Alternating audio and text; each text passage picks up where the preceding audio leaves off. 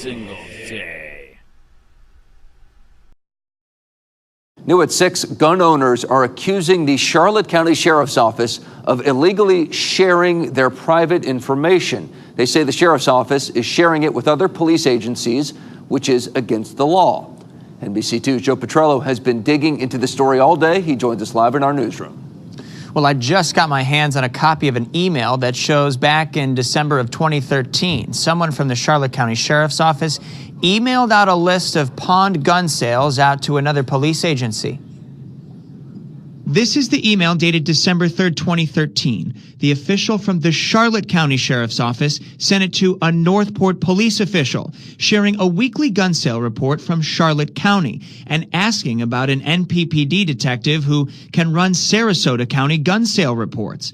All of the pawnbroker records in the email are blacked out. Then in February, a Jacksonville-based attorney, Eric Friday, sent us this letter to the Florida Attorney General. Friday represents the organization Florida Carry Incorporated and accuses the Charlotte County and Sarasota County Sheriff's Offices of sharing gun owners' private information with other law enforcement agencies. Friday says this is a violation of Florida statute, which states it's illegal for a list of law-abiding gun owners to be used by law enforcement for profiling, harassing, or abusing. The Charlotte County Sheriff's Office told us today it did not break any laws. The state attorney's office also told us today the evidence they have did not constitute a criminal charge. Fort Myers attorney and gun owner Scott Goldberg says cases like this are difficult to prove. You're looking to charge a person when we're really dealing with an entity. And not only is it an entity, it's the lead investigation entity in Charlotte County, the Sheriff's Department. It at least keeps law enforcement on their toes that people are watching, and that's the important thing. Made multiple calls to Florida Carry Incorporated today, but so far I haven't heard back. I was also told by their lawyer's secretary that he would be too busy to speak with me today. I'm live in the newsroom tonight. Joe Petrello, NBC2. Welcome back to the Hank Strange Situation, Lifestyles of the Locked and Loaded. All right, welcome back to another breaking news with Ammo Land. Of course, we've got my friend John Crump of Ammo Land News joining us here, and today we're going to talk about bogus Florida firearms registries, which we've spoken about before. Excuse me. We're just going to do a follow-up, right, John? That is correct. We are going to do a follow-up, Hank. Okay, so just in case there's folks out there that are watching this and they're not aware of the first story, just bring us up to speed on the initial story that folks can find on AmmoLand. I don't know. Let me see if I can pull it up. Check out AmmoLand News if you can, by the way. Yeah, go down to contributors, then you can click on that, then click on my name, and it'll be on there. Yeah. If you want to look at it. Basically, there is a county called Charlotte County, Florida, which was compiling a list of gun owners by using the Finder database. The Finder database is what they use for pawn shops. They take the information and they send it over, and what it's supposed to send over is the serial number of the gun, make and model, so they can run the numbers to make sure it's not stolen. Okay, yeah, this is just Florida law. I'm sure there's other states that have similar law. If you're selling a gun, to a gun store, there's a particular process they go through, right? And a specific database of information that's held for some period of time to make sure it's not stolen. Well, what happens is it's supposed to go over to the Sheriff's Department. They run the serial number. If it doesn't come back stolen, the data's not supposed to be kept. Okay. This is in accordance with a Florida law. Mm-hmm. And so how long is that information supposed to exist before it goes away? Only until they run the data. Okay, so once they run it, if that gun is not stolen and everything's clear, then that info is supposed to disappear. Yeah, they're not supposed to have any list of gun owners due to a Florida statute. I think it's 790.335. 790.335. Okay, so because if you do that, you have a de facto registry, which is illegal here in Florida. You definitely do. Firearms, yes. Okay, so the initial story we did was that there was a specific sheriff, I think in Charlotte County, that that was engaging himself in this activity, somehow getting info and then copying that info out and creating his own database. Is that right? Yes, but it turns out it's past Charlotte County, and Charlotte County was also sharing the information with other departments. With other counties. Okay. And so initially when we put up that story, before we get into the follow-up part of this, there were a lot of people that actually reached out to us. We had a lot of information sent our way. Thanks to the folks that were doing that. We also invited people, if they felt they were victims of this, to reach out to us. So there's a lot of things that you've been going through because of that. It's going to take us some time. There's a lot of information. There's actually like a really deep story, I think, at the root of this. Are there any little things in there that you want to catch up on that maybe folks might not know or aware of since you put out the initial story? Yes, it turns out Charlotte County was sharing it with the Northport Police Department as well. Okay. The list they're sending over there. We have leaked emails basically that show that they were sending the list over there. To Northport. Also okay. Northport, also Sarasota County. Okay. Was also doing it. The Sarasota Sheriff was also compiling the list through the Finder database. And here's the scary part. The Finder database was never supposed to be transmitting the names and addresses of the gun owners. Okay, so that was some kind of glitch? It was a glitch. Letter, which is the nonprofit corporation which designed the system, went ahead and fixed the glitch. We have information from an unknown source, an unnamed source, who've not allowed to speak about it, but we were able to confirm through that source that they did fix the information. Now it's only transmitting the make, model, and serial number of the firearm, which is what it's supposed to be doing. Okay, so the folks that wrote that code, they figured it out. Was that recently that they figured out that there was a backdoor or something like that, or it was kicking out information it shouldn't? I'm trying to determine exactly when they fixed it, so I don't have an exact answer right now. Okay, all right. So we're still working on that. Now, when we initially put out that story, the Attorney General, Ashley Moody, right? Yes. A lot of the feedback that you got from the Charlotte County Sheriff's Office, and even from Ashley Moody, I think, was that this registry or what these guys were doing was not illegal. Is that true? Well, Ashley Moody never responded to us. Okay. The local prosecutor's office, the local attorney general for Charlotte County, the attorney's office for Charlotte County, came back and said it's not a list. There's nothing wrong with it. But I mean, if you saw it, it definitely was a list. What compromises a list? I think it was a list. It had names, and other information on there tracking a person to a firearm, right? And rows and columns too. Yeah, on a spreadsheet. Yeah. So it's like kind of like what's the definition of is, one of those kinds of things that they were trying to use to say they weren't doing something illegal. Yeah. That was the feedback. So now what's the follow-up?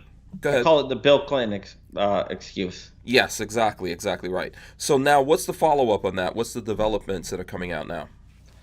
Now, due to the awesome work that Florida Carry has done, and also the public pressure, so everyone out there who contacted Ashley Moody or whoever, the public pressure really has worked. Okay. And our state's attorney, Amira Fox, is now investigating the misuse of the system, and it does appear that there was a misuse of the system. Oh, okay. So they're investigating it. This is like the initial phases or stages of their investigation? Yes. They have subpoenaed and pulled records that that's all I can say about that. They subpoenaed and pulled specific records. Okay. And then they're talking specifically to certain counties. Correct. And Letter, which is the nonprofit corporation which designed the Finder system.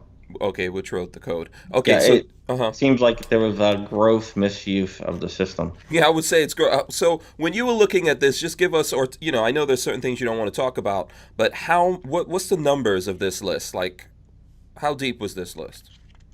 It was fairly deep. Anyone who went to a pawn shop that pawned a gun, when you pawn something, you don't sell it. You give it as collateral until you can pay back your loan, then you get it back. It was every list. I saw thousands and thousands of names on there. Okay, 10,000, 20,000, 30,000. What are we talking? Probably closer to about 60. 60,000. Okay. Yeah, and here's another thing. One of the places, Sarasota County, when a reporter requested the list, sent an unredacted list, which is also a big no-no because you have names, addresses, everything of gun owners. So if you want to target someone for robbery of a gun, now you have a list. And anti-gun groups would love to get their hands on that. Yeah, effectively doxing people. So this reporter sent that to you? What happened was there was a reporter that requested a list. He was thinking that he was going to get a redacted list. Okay.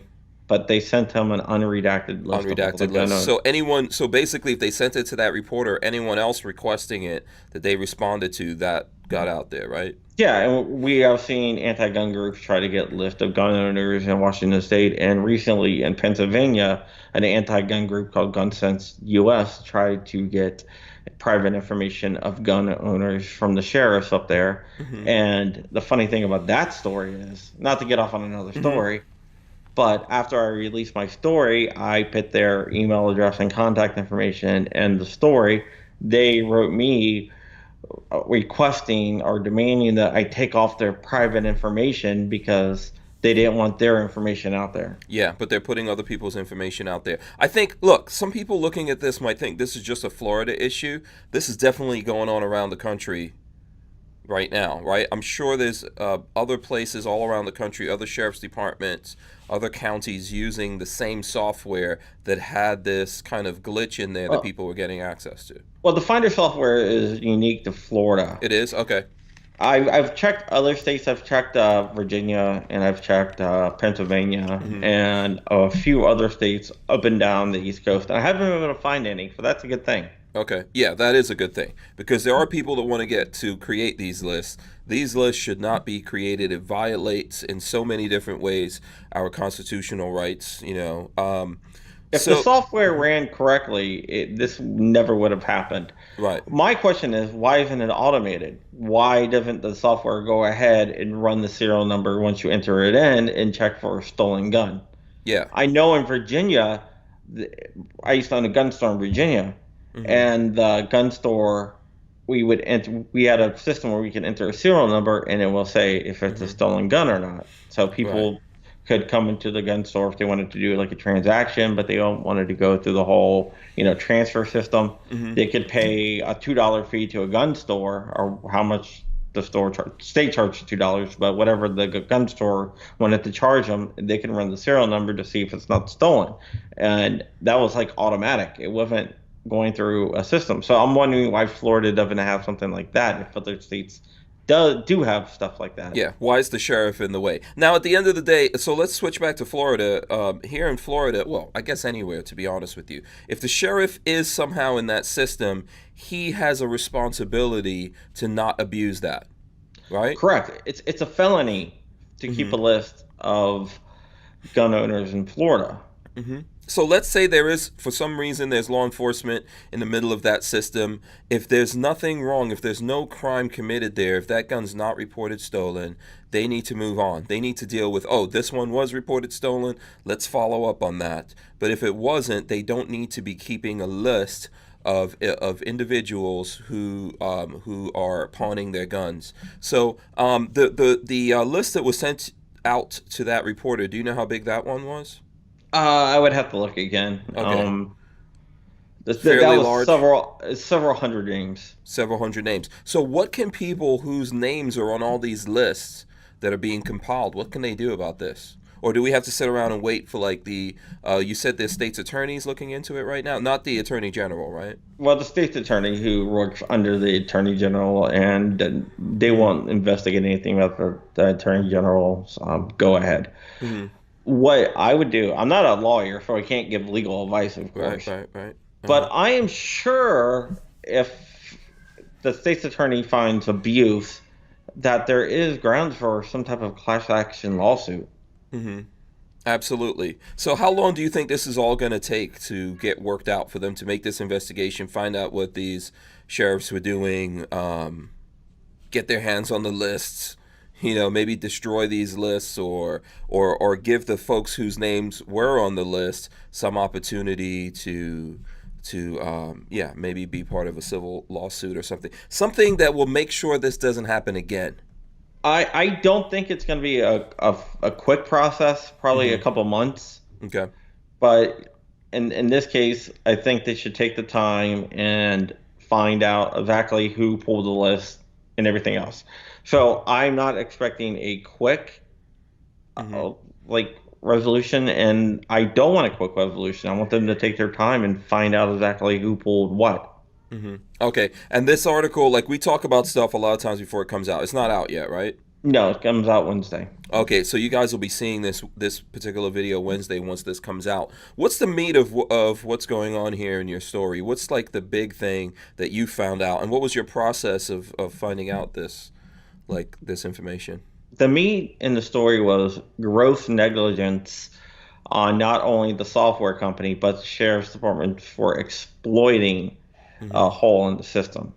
Okay. Like if you found a website that had like unencrypted credit card numbers, you couldn't take those and use it and be like, hey, I use those credit card numbers, but they were out there, so yeah.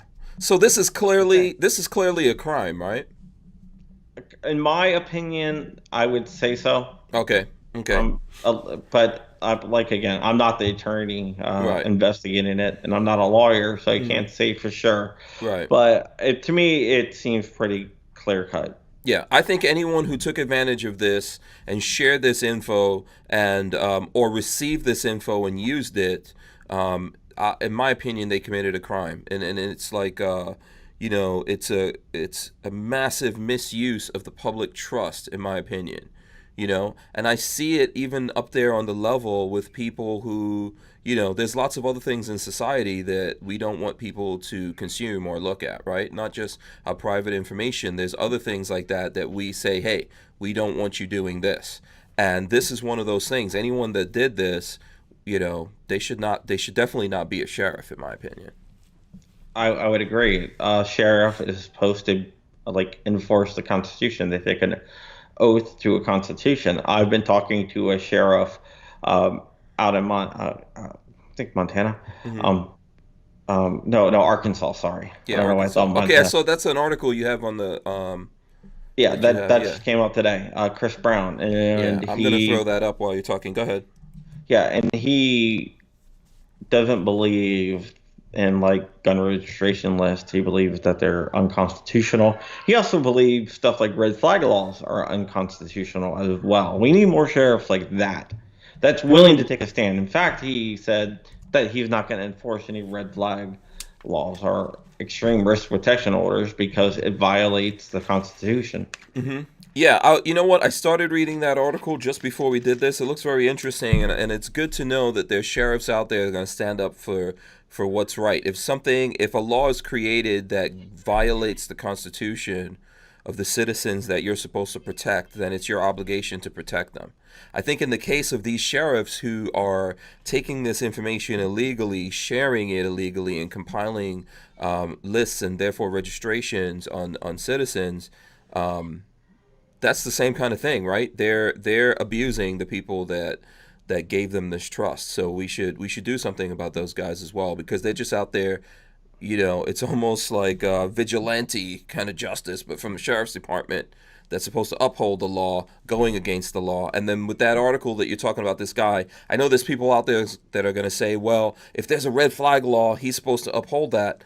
Well, not if it's not constitutional. Yeah, I talked to him, and he said that he took an oath to the Constitution. He didn't take an oath to uphold anything they told him to do or take orders for anything they told him to do. He took an oath to uphold the Constitution.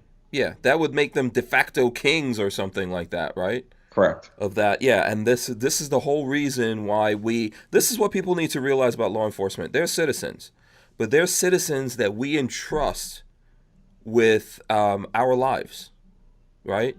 And the security of our property and all kinds of things. But these people are citizens. I don't think they're separated. They're not above the law. They're not above the Constitution. You know, they're supposed to serve. I know someone's going to say that, you know, the courts have said they're not supposed to serve us or protect us. But that's what they're supposed to do. If they're not doing that, then we really don't need them. Yeah, the court says they have no constitutional duty to serve and protect the citizens, but that doesn't mean that they cannot serve and protect the citizens. And sheriffs like Chris Brown thinks that he absolutely should. Yeah, that's a good read. I invite anyone to go read that. So now let's say there's folks, because I think we got a lot of feedback from this, right? If there's folks out there that would like to do something about this, what do you think is the best way for them to go about that? Who do they need to speak to out there to move this investigation forward? I think it's going to move forward no matter what. Okay. I would say what they need to do is they need to join Florida Carry. Okay. I'm the VA state director for Gun Owners of America, and I'm saying they need to join Florida Carry first. Right. Yeah. If you're in Florida, then go ahead and join GOA. Yeah. We're always trying to tell people to support the organizations locally that are fighting for you on the ground level as well as the national ones, right? That's what I absolutely believe. Pick a local one and then pick a national one, or pick multiple ones if you can afford it. But if you can't afford it, start with the local one, then go to a national one. Whether it's us at GOA, whether it's Firearms Policy Coalition, Second Amendment Foundation, or even the NRA, you really need to support someone. Yeah, we need to fight for freedom on all fronts. Maybe what we'll do is we'll get someone from Florida Carry on the podcast. We've got John. He comes on the podcast from time to time. Right now, we're kind of like in a, we're not doing the full week this week because there's been a bunch of different things going on. But once we get this kicked back up, we'll definitely have those guys on. Is there anything else you wanted to add to this story before we wrap up here, John? No, I'm pretty sure that's what we have so far. I'm going to keep on it and see what else I can find out, and also keep everyone informed about the outcome. Yeah, absolutely. And I'd like to invite people. We've already done this. There's folks out there. If you have a story like this, doesn't have to be just in Florida. John's in Virginia. I'm in Florida. We're fighting for the entire country, from California to New York. I've probably done stories in all 50 states by now. Yes, and there are stories coming to us all the time. So if you feel like you're in that position, something unjust like this is happening to you in regards to the Second Amendment, let us know. We are getting a lot of things. I would just caution people, like, if you know that you're kind of wrong. We will find out. Yeah, because we have to investigate these. I know there's some people reaching out to us, and if you're wondering why things haven't been done about it, is because we have to investigate it, look into it, and make sure this is legit before we, push further time. But it does take up a lot of John's time to look into all of these things. So help us out, and if you know that you have a good cause here, then let us know. If not, maybe take another route. When we started doing this, I told Hank up front that about 99% of the stuff that we get is going to be BS. Yeah. And I think he's learning that right now. Yeah, I am. But listen, we want to do this because we want to help people. Yeah, exactly. We want to help people. We're willing to do the work. We're willing to, but it needs to be just causes, right? Because there's folks out there that are looking to kind of like stop us from doing what we're doing right now. And if we get behind the wrong people here or put out the wrong things, it'll just make it worse. And at the same time, there's folks out there that have been done wrong, and they really do need the help. So if you're kind of like burning up our time, you're getting in the way of that. So try not to do that, if possible. Correct. How can folks get in touch with you, John? On Facebook, Real John Crump. Instagram, Real John Crump. If you have a story, contact me over on Facebook. It's probably the easiest way. Twitter, I'm at CrumpySS, and I have a YouTube channel, John Crump 2. And if you like my work, you can always support me on patreon.com/John Crump. That money goes a long way. I have something called the 2A Project at 2aproject.com, where we're going to be giving away a KENNETH to a single mom. And awesome. Then after that, we're going to be doing an AR for a single dad. Cool. Yeah, I like that. You need to come on the podcast, and we'll talk about that. I know I was supposed to do that last week. I totally forgot. Sorry. Yeah, I'm gonna be out at Red October this week, so.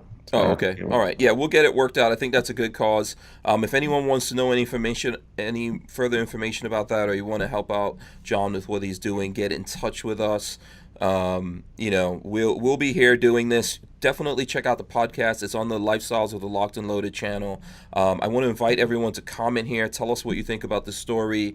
Make sure you thumbs up, subscribe, and of course ring the bell so you can be notified every time we put up videos like this. We're going to get into a rhythm here once we get a whole bunch of different things worked out, and we'll be doing this more often and covering lots of different stories from coast to coast here, John. Yep, no sleep for you. Huh? Yeah, I don't get any sleep already. Yeah. Remember, you can subscribe to my YouTube channel as well at John Crump too. You can ring the bell and do everything that Hank says. Yes, I always absolutely. forget to tell people to do it, but go ahead and do it. Please do support John. He's doing great work here. So the guys at AmmoLand. So support those guys. I don't know. Do you have anything else to add here before we get out? No, if you're out in Vegas this weekend, hit me up. I'll be out there for Red October. Red October. Okay, cool. All right, guys. Thanks so much. We'll see you. Peace.